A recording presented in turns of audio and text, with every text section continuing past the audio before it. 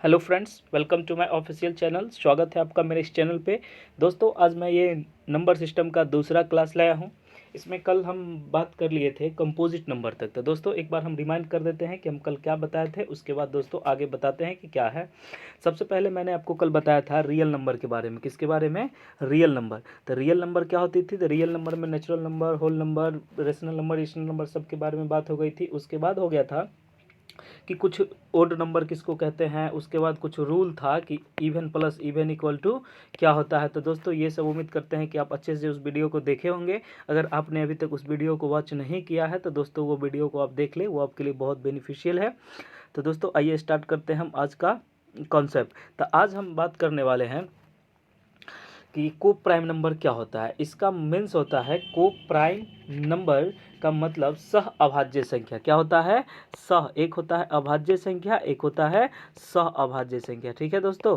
तो अभाज्य संख्या के बारे में कल बताए थे कि वैसा number which have only two factor, namely 1 and number जो दिया होगा वो इटसेल्फ। ओके, तो कहने का मतलब ये है कि वैसे जिसका एक और अपना आप होता है वो प्राइम नंबर होता है। अब को प्राइम नंबर का मीन्स होता है सह अभाज्य संख्या, ऐसी दो संख्या जिसका कॉमन फैक्टर एक होना चाहिए।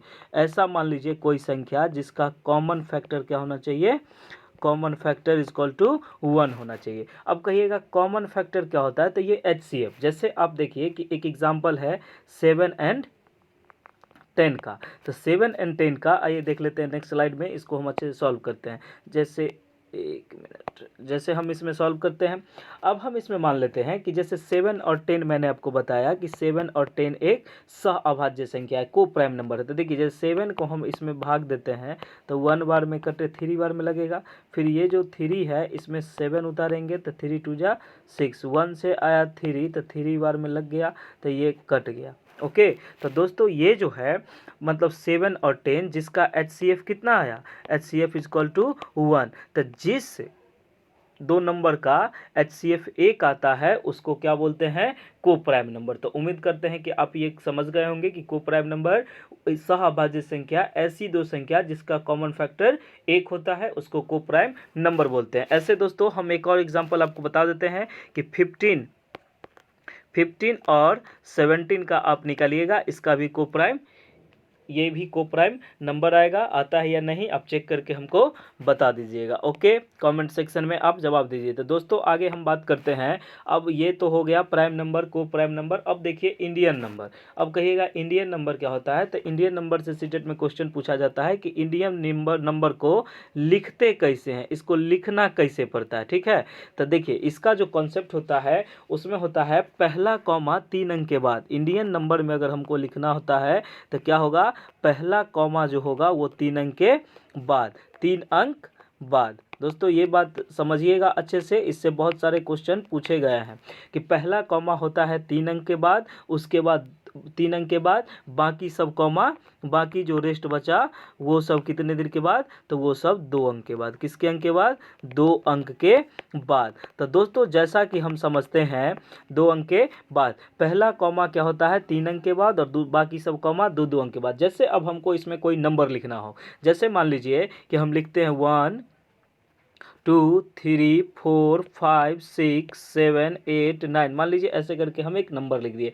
अब आपको ये बताया जाएगा, अब आपसे पूछा जाएगा कि मतलब इसको इंडियन नंबर में लिखिए। तो इंडियन नंबर में सिर्फ आपको कॉमा लगाना है कि कहाँ कहाँ लगेगा। तो हम क्या समझते हैं कि पहला कॉमा, ऐसे आप कहिएगा तो पता नहीं चलेगा। अब पहला कॉमा 3 अंक के बाद तो 1 2 इधर से शुरू करेंगे तो 1 2 और 3, पहला कॉमा आपका यहाँ लग जाएगा। फिर क्या बताया? बाकी 2 अंक के बाद, तो बाकी 2 अंक के बाद। अब इसको ऐसे पढ़िए। आपने देखा होगा कि बड़े बड़े नंबर ऐसे ही लिखे जाते हैं। तो ये कौन सा सिस्टम है? Indian system. अब इसमें एक दो और एग्जाम्पल ले लीजिए। मान लीजिए हम कोई अंक दे रहे हैं, 9 हुआ, 8 हुआ, 7 7, फिर हो गया 8 3 2।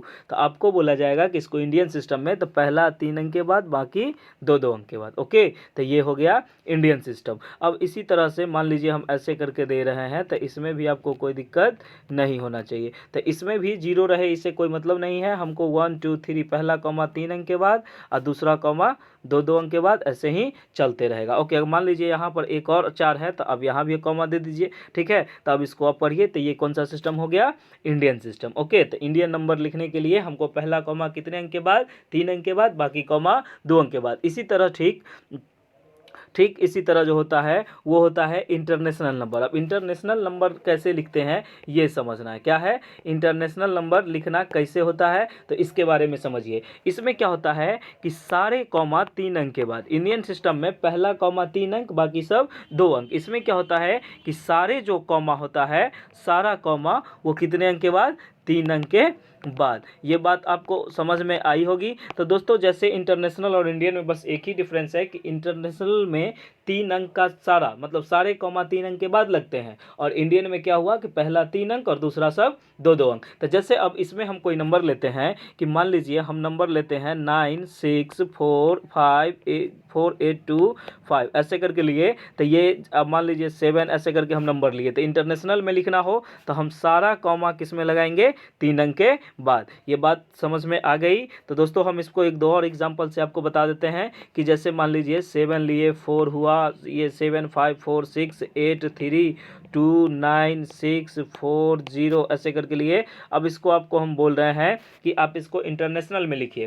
तो इंटरनेशनल में आप सारा कॉमा कितने अंक के बाद लगा दीजिएगा, 3 अंक के बाद। तो ये हो गया इंटरनेशनल नंबर। कैसा नंबर, इंटरनेशनल नंबर। उसके बाद बात करते हैं हम कि इंडियन नंबर। तो इंडियन नंबर तो आपको पहले बताया कि जैसे 7 8 4 8 2 6 9 ऐसे होगा। तो इसमें फर्स्ट कॉमा 3 अंक के बाद, बाकी सब 2 अंक के बाद। तो ये हो गया कौन सा system, Indian system. Okay, Indian में नंबर ऐसे ही लिखते हैं। तो ये इंडियन सिस्टम हो गया और ये इंटरनेशनल सिस्टम हो गया। तो इंटरनेशनल सिस्टम में प्रत्येक कॉमा 3 अंक के बाद, और इंडियन सिस्टम में पहला कॉमा 3 अंक, बाकी सब 2 अंक। आगे बात करते हैं क्वेश्चन, आगे बात करते हैं। देखिए जैसे कि अब इसमें है कि ट्विन प्राइम नंबर। अब होता है कि जुड़वा अभाज्य संख्या किसका, आपने सुना होगा ये कि ट्विन प्राइम नंबर जुड़वा अभाज्य संख्या था। अभी हम बात क्या कर रहे थे, सबसे पहले मैं अभाज्य संख्या के बारे में बात किया, उसके बाद सहअभाज्य संख्या। अब क्या है ट्विन प्राइम नंबर, जुड़वा अभाज्य संख्या किसको बोलते हैं। तो twin prime number are the two prime number whose difference is 2। ऐसा प्राइम नंबर मतलब क्या है कि ऐसा प्राइम नंबर होना चाहिए जिसके डिफरेंस कितने होने चाहिए, 2 अंक का, जिसमें प्राइम, जिसमें 2 अंक का डिफरेंस कितने का होना चाहिए, 2 अंक का। जैसे अब हम बात करते हैं एग्जांपल कि कोई प्राइम नंबर लीजिए जिसके बीच का डिफरेंस कितना होना चाहिए, 2 अंक का। तो जैसे हम सबसे पहले प्राइम नंबर तो आपको बताए थे कि 3 होता है, 1 3 ऐसे करके जो चलता है, 1 होता है या नहीं, 2 होता है, क्या होता है 1 नहीं 2, ठीक है। तो उसके बाद जैसे 3 और 5 देखिए, तो ये दोनों के बीच डिफरेंस कितने का आ रहा है, 2 का आ रहा है। तो ये कितना है, इसको क्या बोलते हैं हम, ट्विन प्राइम नंबर। तो दोस्तों जैसा कि हम बात करते हैं कि 1 से 100 तक, 1 से लेके 100 तक के बीच में टोटल 8 कितने हैं ट्विन प्राइम नंबर, कितने हैं ट्विन प्राइम नंबर, टोटल कितने हैं 8। एक बार और इस कॉन्सेप्ट को हम समझा देते हैं कि twin prime number are the two prime numbers whose difference is 2। वैसा प्राइम नंबर जिसके बीच का डिफरेंस 2 होना चाहिए वो ट्विन प्राइम होता है, और 1 से 100 तक के बीच टोटल 8 ट्विन प्राइम नंबर है। तो सीटेट में कितने बार क्वेश्चन पूछे गए हैं कि 1 से 100 तक के बीच में कितने ट्विन प्राइम है, तो आप बताइएगा कि 8 है। आप ऐसे करके 1 से 100 तक लिख के चेक कर लीजिएगा, उसमें आपको समझ में आ जाएगी।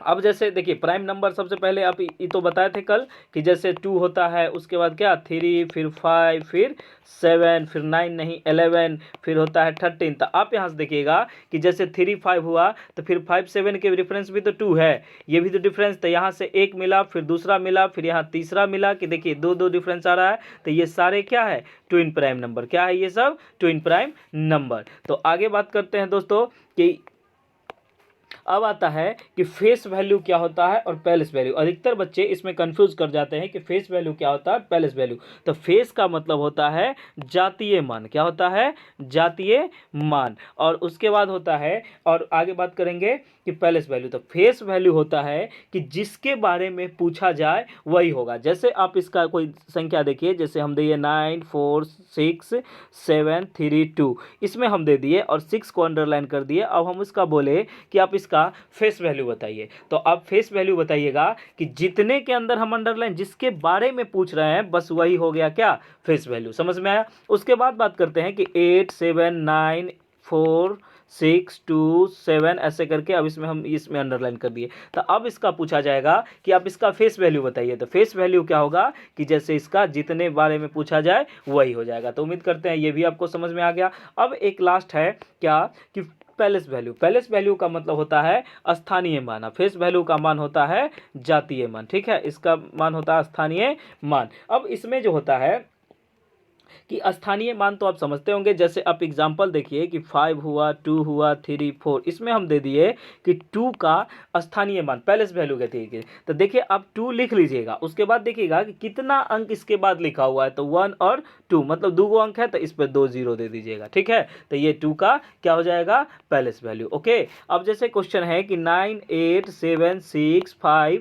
4, इसमें हम दे दिए 7। अब पूछे कि इसका पैलेस वैल्यू बताइए। तो आप 7 तो लिख दीजिएगा और इसके बाद जितना अंक होगा उसके बदले में आप 0 0 0 ऐड कर दीजिएगा, तो इसका पैलेस वैल्यू इतना हो जाएगा। अब इस पे क्वेश्चन बनता क्या है, सीटेट में पूछा जाएगा कि मान लीजिए कि जैसे एक एग्जांपल है 9 4 6 5 7 3 2, इसमें आपको पूछेगा कि आप जैसे मान लीजिए किसी भी चीज़ का कि 5 का हमको पैलेस वैल्यू और ये फेस वैल्यू के बीच डिफरेंस बताइए। क्या पूछेगा क्वेश्चन कि 9 4 6 5 7 3 2 के बीच में जातीय मान और स्थानीय मान का अंतर बताइए। तो सबसे पहले हम बात करते हैं कि इसका फेस वैल्यू क्या होगा। तो फेस वैल्यू जिसके बारे में पूछा जाए वही होगा, तो इसको हम लिख देंगे 5। उसके बाद इसका पैलेस वैल्यू पूछा जाएगा। पैलेस वैल्यू तो मैंने अभी आपको बताया है कि जैसे जितना रहे वो अंक लिख दीजिएगा, उसके बाद जितना अंक रहे उसके बदले में 0 0 0। तो अब इसका डिफरेंस पूछा है। तो अब देखिए आप